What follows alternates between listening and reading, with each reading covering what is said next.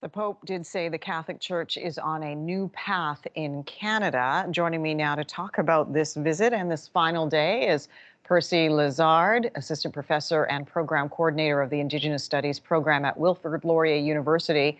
And they join me from the Musqueam, Squamish, and Tsleil-Waututh homelands in BC. Good to see you today. Well, how relatives and kin give thanks to the Musqueam, Squamish, and Tsleil-Waututh peoples for allowing me to engage in this very complex and difficult conversation on your homelands. Since we last were in conversation, news media, many people have had their own reactions and responses to the Pope's visit, and every single one of them are justified. And people had their own actions, and people, Indigenous people, that includes First Nations, Métis, Inuit, Afro-Indigenous, Black Indigenous people, get to respond or react in whichever way works for them, due to the ongoing impacts of the institution of organized religions, such as the Pope, who they are the head of. Percy, let me ask you this, though, and you're absolutely right. Every reaction and response to what we've seen this last week is very individual because every person has had individual experiences, whether it's intergenerational trauma, whether it's their dealings with the Catholic Church. So nobody wants to sort of judge everybody's feelings about this. But looking at it from a broader perspective, how would you characterize this visit by the Pope? A good first step or failings in what was expected?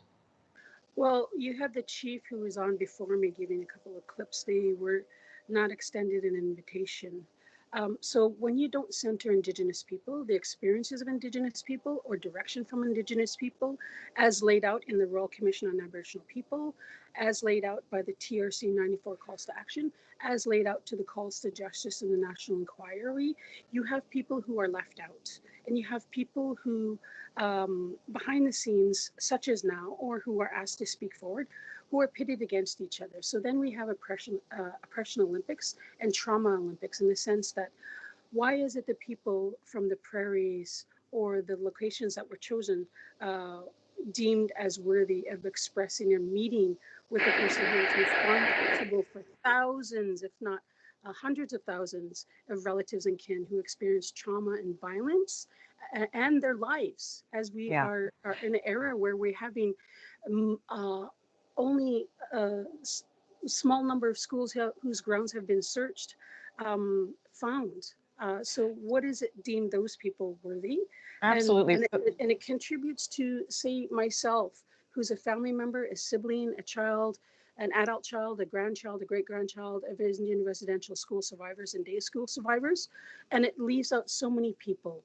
So if it was going to be a genuine apology to identify wrongdoings have been done, and that the impact of those wrongdoings on a people, community, and nations, then it should have been in consultation with the First Nations people, Métis, Inuit, Afro-Indigenous, Black Indigenous people, to see what a first step is, to be sustainable and not to be optics, which many people have been vocal about, how this is smoke and mirrors and actually does not address accountability processes. Right. So, Percy, I hear what you are saying, and I think many people feel what you're articulating. It has to start somewhere, though, and the Pope is one man, unfortunately, in terms of being able to, spread out across this country and to reach all the people that have been harmed by the Catholic Church. For even him to acknowledge it wasn't just Christians doing the work of the church, but the church itself. So there's lots of holes in the narrative that we are hearing. But as a first step, what should happen next then? If this is just the beginning, just the tip of the iceberg of reconciliation, what needs to happen next? Well, I know Justice Mary Sinclair has identified the gaps, Pam Palmer has identified, and Dr. Cindy Blackstock have identified, but how I have framed it as a scholar and a thinker and a community person.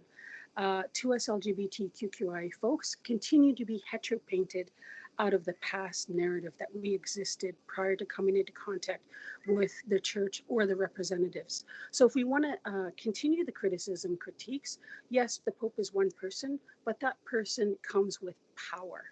right? So they have the power to identify, yes, there have been wrongdoings. Yes, I see the impact. And these are the measures that we're going to take as an institution, and I that have been empowered to impact people globally to stop heteropainting, 2SLGBTQQIA folks, taking into account the labor that Justice Mary Sinclair, Pam Palmonitor, and Dr. Cindy Blackstock have been Yeah. able to articulate a way forward for First Nations, Métis, Inuit, Black, Indigenous, Afro-Indigenous folks in terms of healing that centers us in the narrative, Yeah. which is a place of empowerment and not just saying it was an incident that happened in the past. No, it continues Many, to happen today, right? Because we still yeah. have yet to search all the former residential schools and bring all of our relatives home. Many still feel marginalized, is what I'm hearing you say. I appreciate your insight, Assistant Professor and Program Coordinator of the Indigenous Studies Program at Wilfrid Laurier University. Percy Lazard, thanks again. White Lum Lum. We want to take our viewers now to une Montreal, COVID, where we're getting a c'est plus à risque. Pour les COVID-19 autres, c'est un update from choix the des parents, province. puis Let's ça ne listen nous in. inquiète